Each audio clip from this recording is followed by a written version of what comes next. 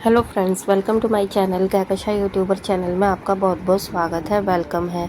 तो फ्रेंड्स, हम आपको बता दें इंडियन आइडल सीज़न 15 में विनर रही है मानसी घोष। और यहाँ पर जो सबसे ज़्यादा डिज़र्विंग हमें कंटेस्टेंट लगी थी वो थी रागिनी शिंदे।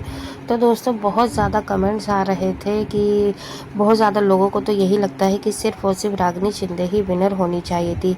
ऐसी सोल और ऐसी प्योर आवाज़ अभी तक हमने नहीं सुनी।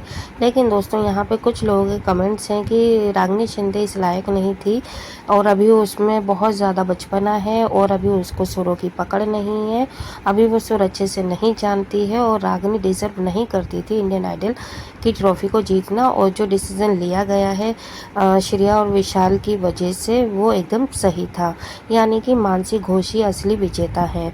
तो क्या दोस्तों ये सही है या गलत है? चलिए पूरी खबर हम आपको आगे बताएं, लेकिन इससे पहले आपने अभी तक हमारे चैनल को सब्सक्राइब नहीं करा है, सब्सक्राइब कर लें और बेल आइकन भी जल्दी से दबा दें ताकि अगली नोटिफिकेशन आपको सबसे पहले मिले। तो दोस्तों, जैसा कि हम सभी को पता है, इंडियन आइडल सीज़न 15 में विनर रह चुकी हैं मानसी घोष।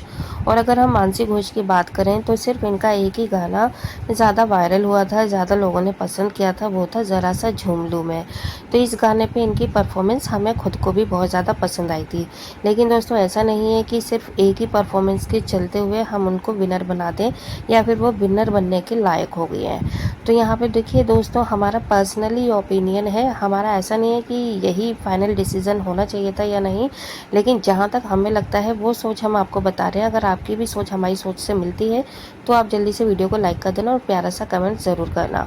तो दोस्तों, यहाँ पर देखिए, हमें ऐसा लगता है पर्सनली कि यहाँ पर रागिनी शिंदे काफ़ी ज़्यादा अच्छी गायिका है और काफ़ी अच्छे से सुरों की पहचान है। जितनी उनकी उम्र है, सिर्फ 15 साल, और इतनी कम उम्र में उन्होंने इतने अच्छे सुरों को पकड़े हैं, इतनी अच्छी वो गायकी करती हैं, इतनी अच्छी उनकी आवाज़ है कि आप एक बार अगर गाना सुने तो उनका बार बार आपको सॉन्ग सुनने का मन करेगा और कभी भी आपका कोई भी परफॉर्मेंस सिर्फ एक बार देखने से मन नहीं भरेगा, ये आप चीज़ नोट कर लें। तो यहाँ पे दोस्तों, अगर आपने नहीं देखी है कोई भी परफॉर्मेंस रागिनी की तो आप देख सकते हैं और आप हमें कमेंट करके बता सकते हैं कि आपने उनकी परफॉर्मेंस कितनी बार देखी।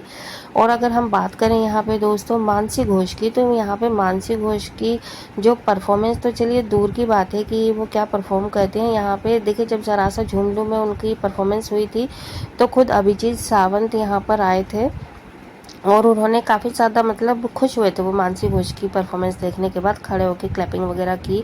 लेकिन उन्होंने एक बहुत बड़ी बात बोली थी, उन्होंने कहा कि ये ना, मानसी को तो वैसे मैं उनके सवाल जवाब के ही लिए वो फेमस से जानता हूँ, लेकिन आज मेरे गूज़बम्प मतलब खड़े हो गए यहाँ उनका गाना सुनकर। मतलब उनका देखिए, जो सीधे सीधे से कहने का मतलब वो यही था, जो कि हम भी आपको यही बार बार कहते हैं कि यहाँ पर जो मानसी घोष है वो ज़्यादा अपनी गायकी से ज़्यादा, अपनी आवाज़ से ज़्यादा सिर्फ और सिर्फ अपने क्वेश्चन आंसर की वजह से फेमस हुई थी।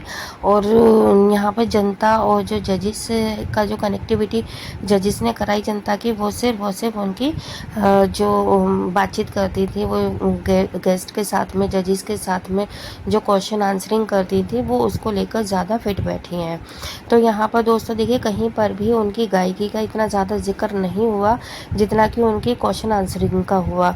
और ये भी सिर्फ और सिर्फ जजिस की वजह से ही हुआ, क्योंकि जजिस ने उनको वो मौका दिया और वो उन्हें स्पेस दिया, उन्हें स्टेज दिया बात करने के लिए।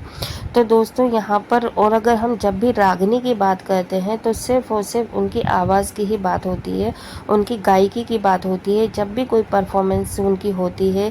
और अगर कोई भी गेस्ट अगर आज तक आया तो उनका ऐसा नहीं कि सिर्फ उनकी फैमिली बैकग्राउंड के बारे में पूछा हो या उनकी फैमिली हिस्ट्री की स्टोरी पूछी गई हो या फिर ये बोला गया हो बार बार कि भाई रागिनी ने अपने भाई की जान बचाई, रागिनी ने अपने भाई की जान बचाई, रागिनी तो भगवान का आशीर्वाद है। ठीक है, ये सारी चीज़ें सिर्फ और सिर्फ एक ही एपिसोड में दिखाई दी थी, वो भी बिगनिंग में, जब उनके पिता ने खुद बताई थी रागिनी के बारे में पूरी स्टोरी। तो देखिए, यहाँ पर अगर जनता से कनेक्टिविटी, अगर जजिस के मन में कुछ मेल नहीं था या अनफेयरनेस नहीं थी, तो वो भी ये चीज़ बार बार बता सकते थे, जो भी गेस्ट आते थे, कि इनके साथ में क्या हादसा हुआ है। लेकिन जजिस ने कभी उस बात को नहीं दोहराया। तो यहाँ पे जो रागिनी ने अपने जो दिलों में जगह बनाई है, वो सिर्फ एक कोई इमोशनल स्टोरी की वजह से नहीं बनाई थी जनता के दिलों में जगह। उन्होंने अपनी आवाज़ से, अपनी गायकी से, अपने सुरों से उन्होंने अपने जनता के दिलों में जगह बनाई और पूरी इंडिया इसीलिए फ़ैन हुई थी रागिनी शिंदे की, क्योंकि उनकी आवाज़ बहुत अच्छी है और अच्छी ही रहेगी और आने वाले टाइम में रागिनी बहुत ज़्यादा आगे बढ़ेगी। और इसीलिए पूरी इंडिया यही चाहती थी, जनता यही चाहती थी कि रागिनी शिंदे आगे बढ़े और फाइनल में पहुँचे और वो जीते, क्योंकि जनता उसके साथ थी, जनता उसको वोट कर रही थी, ना कि इसकी वजह से कि उन्होंने अपने भाई की बचपन में जान बचाई थी, बल्कि इसलिए कि क्योंकि उनकी आवाज़ जनता को बहुत ज़्यादा पसंद थी। और यहाँ पर मानसी घोष के साथ जो कनेक्टिविटी हुई थी वो उनकी आवाज़ की वजह से ज़्यादा ना होकर उनकी क्वेश्चन आंसरिंग की वजह से, उनका जो ओपन माइंडेड जो उनका बिहेवियर था, ठीक है, उसकी वजह से जनता उनसे कनेक्ट रही थी। क्योंकि हमने कभी भी इतनी मानसी घोष की बेस्ट टू बेस्ट इतनी परफॉर्मेंस से नहीं देखी है जो कि हमें बहुत ज़्यादा पसंद आई हो, ठीक है, सिवाय 1 या 2 के। तो यहाँ पर इतने ज़्यादा कमेंट्स आते हैं कि है ना, नई मानसी घोष तो पूरी तरीके से डिज़र्विंग थी।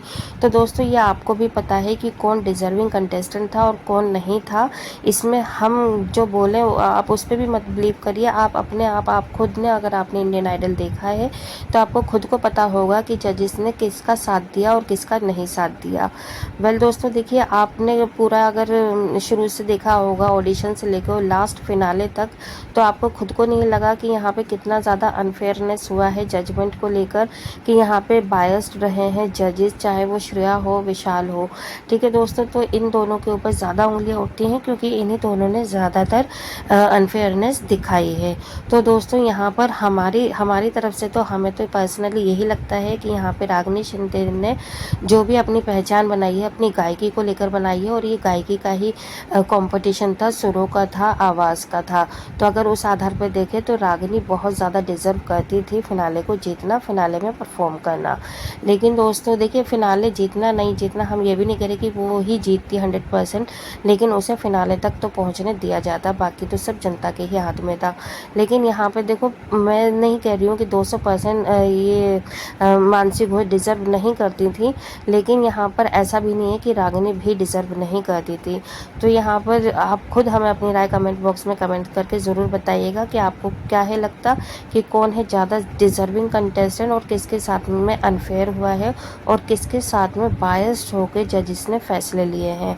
वेल दोस्तों, वीडियो पसंद आया है, वीडियो को जल्दी से लाइक कर लें, और अगर आप चाहते हैं और भी अपडेट आपको हमारे चैनल के थ्रू मिलती रहे तो चैनल को सब्सक्राइब करे बिना मत जाइएगा। मिलती हूँ एक और नई और ख़ास अपडेट के साथ, तब तक अपना ख्याल रखिएगा, बाय बाय।